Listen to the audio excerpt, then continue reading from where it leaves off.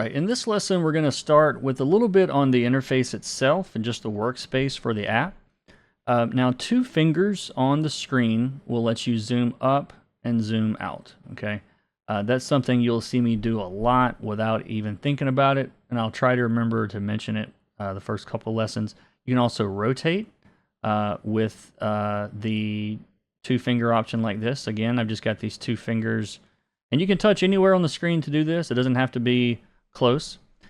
And when you get it close to even, it'll sort of snap into place, then you can let it go. The other gestures, which I use a ton, are the undo and redo gestures. So if you make some marks and then just tap the canvas with 2 fingers, it will undo. And you will see me do this a lot because we're always messing up. So again, you can draw, draw, draw, and undo is 2 fingers. Now 3 fingers will pull it back. That's redo. So if you undo and then you, oh, I didn't mean to undo, then 3 fingers will pull it back. So again, 2 fingers undo, 3 fingers redo. Very handy. Now the other thing you may have noticed immediately is this little, what is this called? The modifier button? I can't remember. I think it's called the modifier. We're going to call it the modifier because that's what it does. It does different things depending on what tool you're using, but what we'll be doing with it primarily is switching back and forth between drawing and erasing. So if I draw something, and if I switch to the eraser, I'm going to have a different texture, right? Like that eraser doesn't look like the pencil at all. It looks very digital actually, right? Which I don't really want to do. 2 fingers to undo.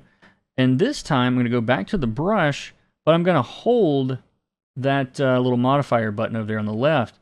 And you can see that it actually erases with the brush that you're using. And so you can get some really good, really natural looking erasing, you know, by just holding that. You know, you let go, you can draw again. So I do a lot of almost sculpting when I'm drawing. So I'll draw something and then like erase a little bit and then draw some more and erase a little bit and draw some more and erase a little bit. And it's very, very fast. It's very convenient. You can also double click it and it will lock it, you know, into that mode. If you wanted to do that for some reason, this is probably the only time we'll ever do it, is this little demo. But yeah, I'm just gonna double click that again, and now we're drawing again. All of your tools are over here on the left side, and when you click on each one, it will open up and give us, you know, more information on it. The first one are the pixel brushes. We're gonna be using that most of the time for drawing. Now, I have the paid version, so there are no limitations. You might find, I believe the comics are in the paid version. We're not even going to use those anyway. Everything we need is in the free version. So, but there's lots and lots of brush options. You can go into each one and click on those. And some are very digital like that. And then there's some that are very much not, you know, that are much more traditional looking, and they look a lot more like, you know, you would want your drawing to look if you we're trying to emulate a traditional look anyway. But we'll get more into brushes later. There's the watercolor brushes here. Again, these are very cool in the app. There's the water's runny and things, and it builds up, and it does all kind of cool stuff. We're going to have to talk about all that stuff later. Vector brushes, we're not going to do anything with vector brushes in this course, but it's fun for inking and things like that. We might touch on that a little bit later. Again, you have your eraser tool, which I don't use very much. I just, like I said, I use that little button and use the brush that I'm using to erase with. Looks a little bit better, but it is there if you want to. You've got the smudge brushes. They smudge things, and we might play with that a little bit later. Now, the next one is transform. Again, there's a lot of different things you can do in here. We're going to touch on this later because early on it's just too much. Same thing with some of the selection tools, the magic wand and paint tools and all that. We'll actually use that in our project. It'll make more sense. You've got the bucket tool, which most of you guys are probably familiar with.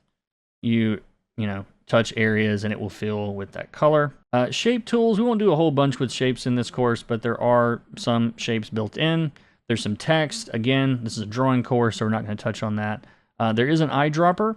You can also choose to just use your finger on the canvas. Just hold your finger, and it will bring up the eyedropper. I don't remember if that's a default setting or not.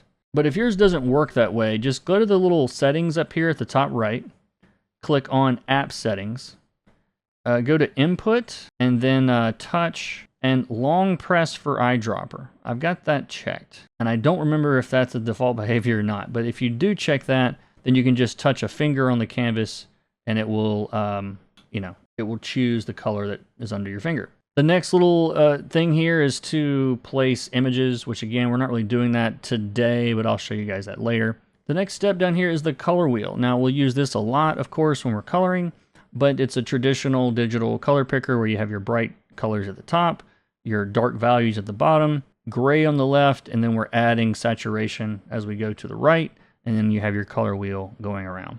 And in the next lesson, we'll jump into brushes.